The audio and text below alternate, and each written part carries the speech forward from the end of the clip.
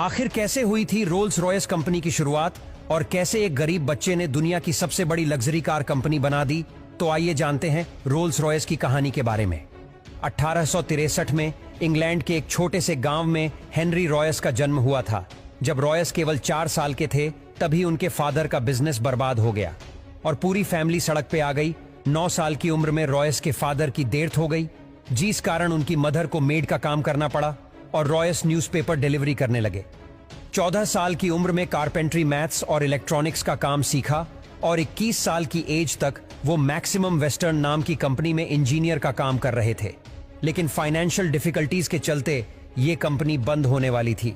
तभी हेनरी ने अपनी खुद की इलेक्ट्रिकल इंजीनियरिंग कंपनी खोलने का फैसला लिया और FH रॉयस एंड कंपनी की शुरुआत की।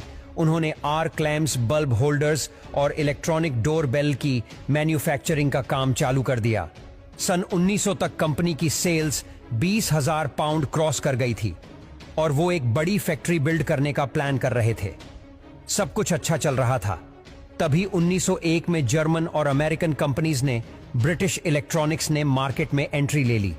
कंपटीशन एकदम से बढ़ गया और इलेक्ट्रॉनिक इक्विपमेंट के प्राइसेस काफी गिर गए।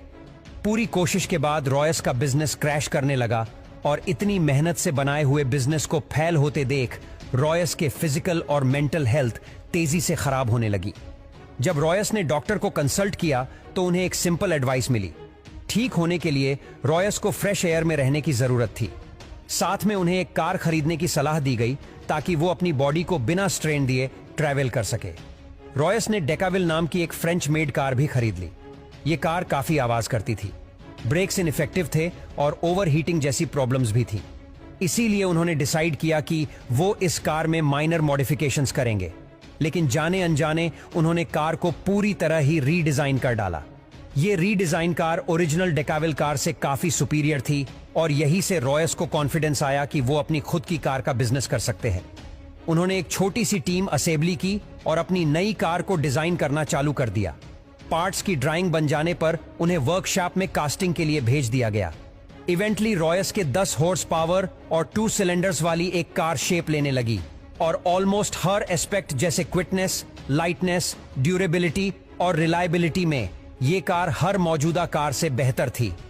अप्रैल 1904 को इसे सबसे पहले रोड टेस्ट किया गया और अपने पहले ही टेस्ट में इसने करीब 50 किलोमीटर का डिस्टेंस तय किया बिना किसी प्रॉब्लम के। रॉयस ने 2 और कार बनवाई सेम मॉडल की और इन्हें टेस्ट कर करके इंप्रूव करने लगे।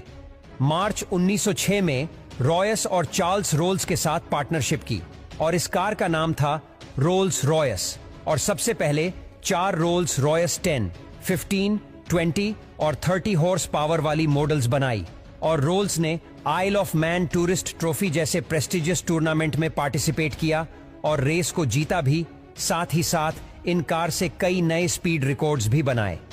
1906 के एंड में रॉयस ने 40 और 50 हॉर्स पावर और 6 सिलेंडर्स के साथ एक मॉडल लॉन्च किया और इसका नाम सिल्वर घोस्ट रखा और ये उस समय के किंग, क्वींस और इंडस्ट्री लीडर्स की फर्स्ट चॉइस बन गई। तभी एक भयानक हादसा हो गया। 1910 में एक प्लेन क्रैश में 32 साल के चार्ल्स रोल्स ने अपनी जान गंवा दी। तभी रॉयस को और एक झटका लगा। 1911 में रॉयस की हेल्थ तेजी से खराब होने लगी और डॉक्टर्स ने बताया कि उन्हें बाउल कैंसर है। उनका एक मेजर ऑपरेशन हुआ लेकिन डॉक्टर्स ने कहा कि वो केवल 3 महीने ही जी पाएंगे, पर रॉयस इन 3 महीने में 100% रिकवरी अचीव कर ली। इसी दौरान रोल्स रॉयस ने देखा कि कार के बोनेट पे पर्सनैलिटी मैस्कोट्स लगाने का एक ट्रेंड चला है। इसीलिए उन्होंने खुद का मैस्कोट्स डिजाइन करवाया। इनके मैस्कोट में एलिनोर थॉर्नटन नाम की ब्रिटिश एक्ट्रेस और मॉडल को यूज किया गया है। 1913 तक उनका प्रॉफिट 90,000 पाउंड से भी ज्यादा हो चुका था, लेकिन 1914 में वर्ल्ड वॉर 1 के कारण इकोनॉमी क्रैश हो गई, जिसका इंपैक्ट सबसे ज्यादा रोल्स रॉयस जैसी लग्जरी कार कंपनीज पर पड़ा और सेल्स क्रैश कर गई और कंपनी को एम्प्लॉयज को फायर करना पड़ा।